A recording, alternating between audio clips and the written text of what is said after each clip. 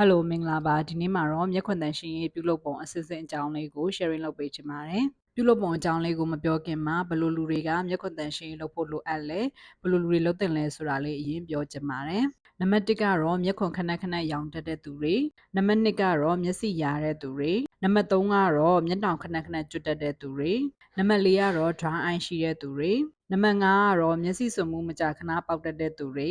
နံပါတ်6ကတော့မျက်စိကျန်းမာရေးကိုလေ့လာလိုက်စားတတ်တဲ့သူတွေအဲ့ဒီလိုလူတွေအတွက်အခုပြောပြမယ့်နည်းလမ်းလေးကအသုံးဝင်ပြီးတော့ကိုယ်တိုင်လည်းပြုလုပ်ဖို့လွယ်ပါတယ်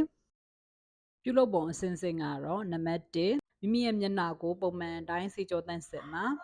နံပါတ်2ကတော့အခုလိုမျိုးတစ်ခါသုံး cotton bud ကိုရေနွေးလေးစိမ့်ပြီးတော့မျက်ခွန်တစ်ဝိုက်ကိုတန်ရှင်းပြုလုပ်ရမှာဖြစ်ပါတယ်baby shampoo လိုမျိုး shampoo အပျော့စားလေးတွေသုံးပြီးတော့လည်းမျက်ခွန်တစ်ဝိုက်ကို cotton bud နဲ့စေကြောနိုင်ပါတယ်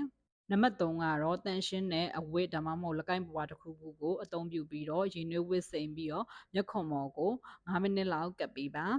အခုလိုမျိုးရေနွေးဝတ်ကပ်ပေးခြင်းရဲ့အကျိုးကျေးဇူးကတော့ဒီမျက်ခွန်မှာရှိတဲ့အဆီကလန်းလေးတွေပွင့်လာပြီးတော့ dry ရှိတဲ့သူတွေဆိုရင်ပို့ပြီးတော့သက်သာပါတယ်